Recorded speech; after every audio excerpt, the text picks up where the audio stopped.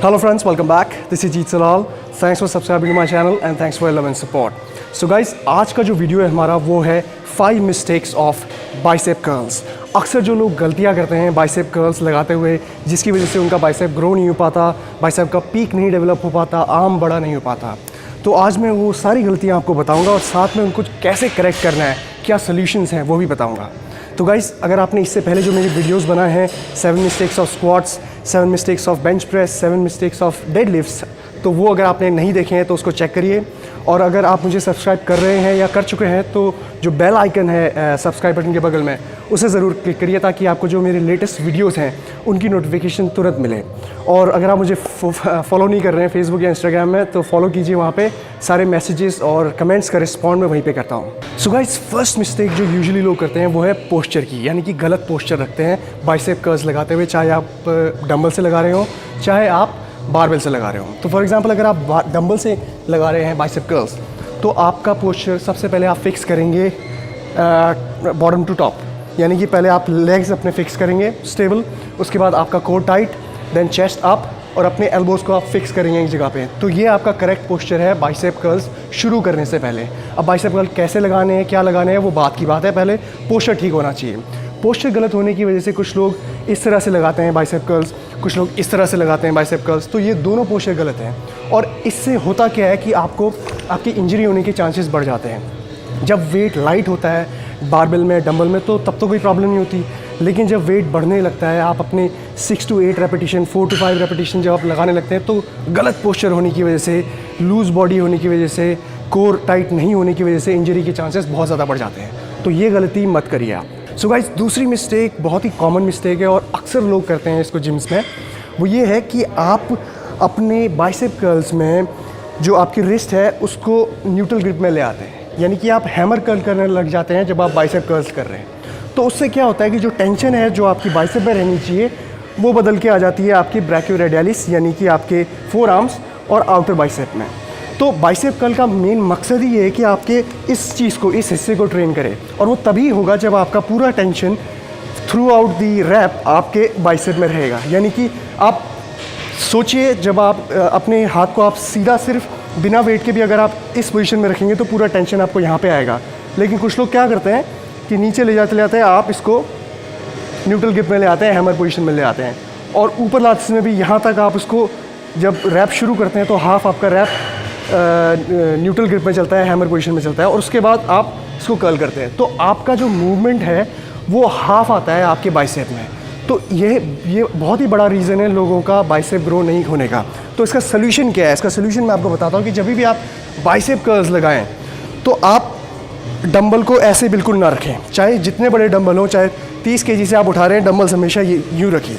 तो उससे क्या होगा कि थ्रू आउट आपके एक्सरसाइज में, रैप में आपका टेंशन बाइसेप में रहेगा। मैंने ऐसे पकड़े हुए डंबल, अभी तक मुझे स्ट्रेच फील हो रहा है अपने बाइसेप में।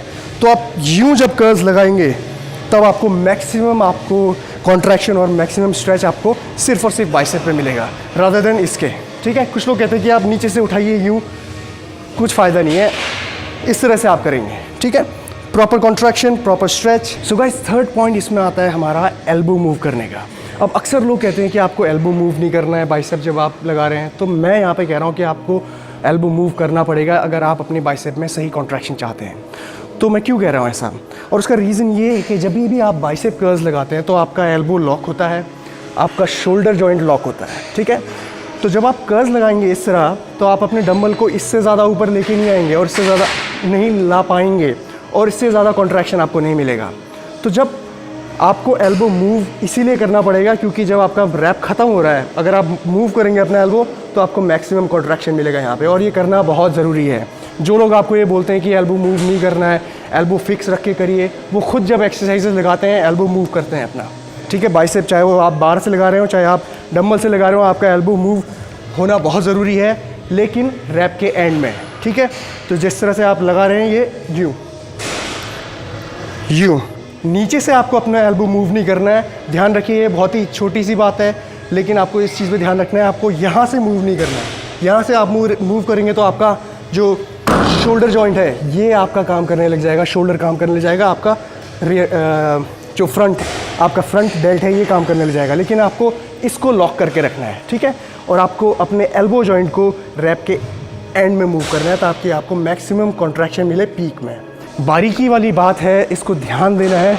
अक्सर लोग कहते हैं कि आप एल्बो मूव मत करिए, वो पूरी तरह से सही नहीं है। एल्बो मूव करना है आपको, लेकिन रैप के एंड में मैक्सिमम कॉन्ट्रैक्शन को पाने के लिए। सो गाइस, फोर्थ पॉइंट ये है कि लोग अक्सर फोकस नहीं करते हैं इसेंट्रिक ओवरलोड पे। अब इसेंट्रिक ओवरलोड क्या होता है? जब आप बाइसेप कर्ल्स लगा रहे हैं, अगर आपका हैवी वेट है तो बाइसेप कर्ल लगाते हुए जब आप वेट नीचे लेके जा रहे हैं नेगेटिव्स में, तो इस चीज़ पे लोग फोकस नहीं करते हैं। बाइसेप कर्ल यूँ किया और उसी स्पीड में नीचे, ये बहुत ही रॉन्ग प्रैक्टिस है, गलत फॉर्म है। जब भी आप बाइसेप कर्ल्स लगा रहे हैं तो आपका पूरा फोकस आपके इसेंट्रिक ओवरलोड में होना चाहिए ताकि आपको पूरी तरह से स्ट्रेच मिले, आपका मसल एक्टिवेशन ज़्यादा हो, और इससे बहुत फ़र्क पड़ता है ये। और लोग अक्सर गलती बाइसेप में इसीलिए करते हैं क्योंकि चाहे आप स्क्वाट्स लगा रहे हो, चाहे आप बेंच प्रेस लगा रहे हो, आपका जो नेगेटिव्स है उसमें आपको फोकस करना ही पड़ता है क्योंकि वेट आपके ऊपर गिरेगा। लेकिन बाइसेप कर्ल्स लगाते हुए लोग अक्सर इसका फ़ायदा नहीं उठा पाते हैं क्योंकि लोड आप जब छोड़ सकते हैं और आपको ज़्यादा प्रॉब्लम नहीं होगी लोड छोड़ने में। लेकिन स्क्वाट्स और बेंच प्रेस में अगर आप लोड छोड़ेंगे तो वो आपको इंजर कर सकता है, बहुत सारी चोट लग सकती है आपको। तो अक्सर लोग इसमें इसेंट्रिक पे फोकस नहीं करते और एकदम से वेट छोड़ देते हैं, वो नहीं करना है आपको। सो गाइस, फिफ्थ मिस्टेक अक्सर लोग ये करते हैं कि डरते हैं चीट रैप लगाने से। गाइस, अगर आप एक्सरसाइज लगा रहे हैं, चाहे आप कोई भी एक्सरसाइज लगा रहे हैं, बाइसेप ही नहीं, चाहे आप बेंच प्रेस लगा रहे हैं, कुछ भी लगा रहे हैं, चीट रैप करना गलत नहीं है। अगर आप 4 to 5 रेपिटेशन के लिए जा रहे हैं और हैवी वेट है आपका बारबेल में और आप हल्का सा चीट ले रहे हैं, अपने लेवरेज ले रहे हैं अपने शोल्डर का, तो कोई इसमें गलत बात नहीं है।